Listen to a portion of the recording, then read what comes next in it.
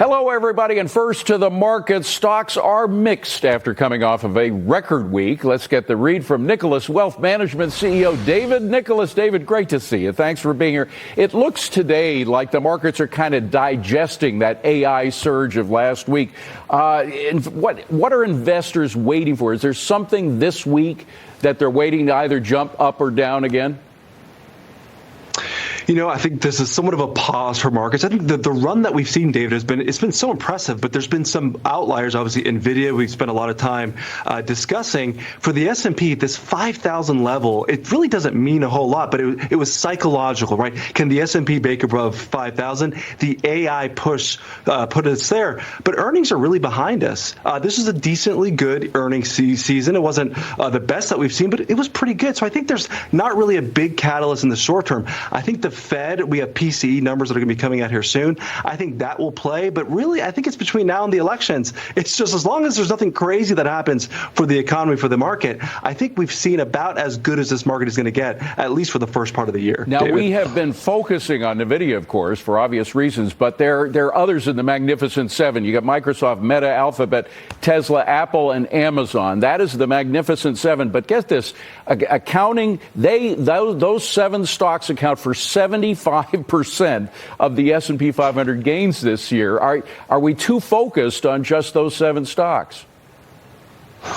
We really, those are the stocks that have the strong balance sheets. And I think whenever we've had a question mark of is the economy slowing, I think that's where capital is going to continue to flow. So if we see any type of slowdown in the economy, it's the companies that have strong balance sheets. Now, they all have different areas of where they're good at, but the AI trade is embedded through these names, right? Whether it's Nvidia, whether it's Microsoft, which is the big player in AI. So there's really an AI theme here, I think, David, that's pushing a lot of these names higher. There's names that I love, like Facebook, that I think you're getting relative value, but there's names like Google that I think are missing the bar when it comes to AI, and they've got big competition when it comes to Microsoft with whether or not Google search engine is going to be enough in the AI world. So we're going to see those names, I think, have some dispersion as we go forward. Although, you know, it's so hard to avoid Nvidia right now when you look at what they have, what they've been getting in earnings, et cetera.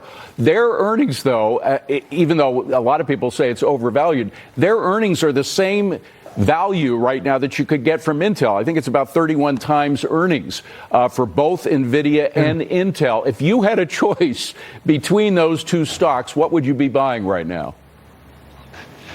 Well, David, I've gone on record saying Nvidia is a $900 stock this year. So I will stick to that. I think if you're still going to put money to work, I know it feels like you've missed the train on Nvidia, but I think we're really just getting started. Nvidia is where I would still put money to work. If you have any pullbacks, it's a great time to buy.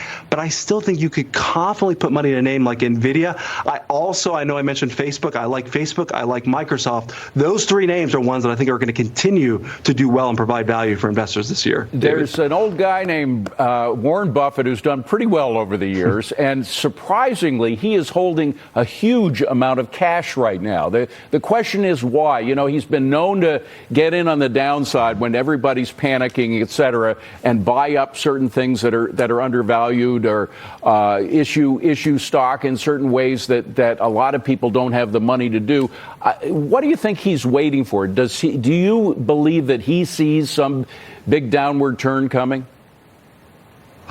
Well, I love what Warren Buffett, he's always found the areas of the market that most investors miss. But if you one of the things that he said in his last shareholder meeting I thought was great, he said anything when it comes to returns above slightly better is wishful thinking. He set the stage saying, look, we're probably not going to have very impressive returns going forward. And why are they holding so much cash? And this is the classic argument of when you're getting 4.5% or 5% on your treasuries, shameless plug, when we have our treasury fund that's FIX, that's yielding 7%.